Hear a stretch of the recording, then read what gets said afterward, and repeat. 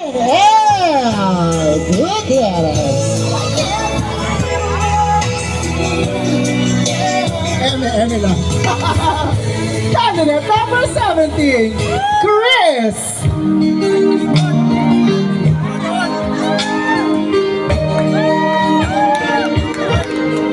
Beautiful girl.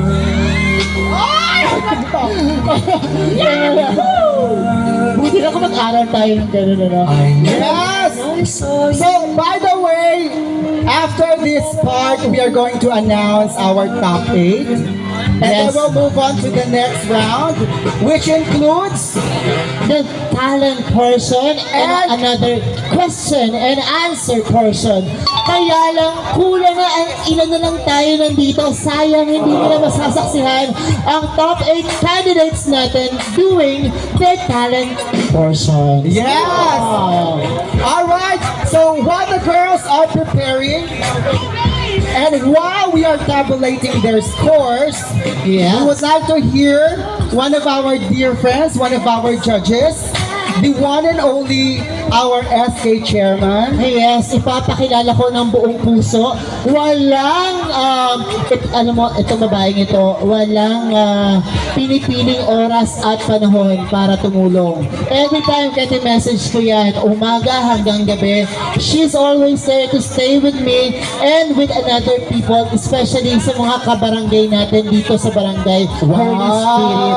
At talaga naman nakakataba ng puso dahil ngayon, stepping na siya for another level. Yan ang aantayin natin. Yes. Oh my God, I'm so excited for that. Yes, and I am so proud to endorse this very wonderful woman itself, herself. Ayan, please pakinggan po natin ang nag-iisang SK Chairwoman ng Barangay Holy Spirit, Melody Bravo! Hope y'all having a good time out there.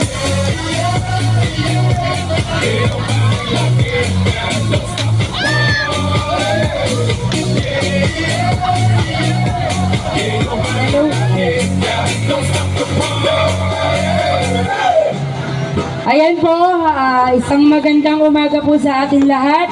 Salamat po sa mga nagstay. Una po, gusto ko pong bumati ng Happy Fiesta Predacay!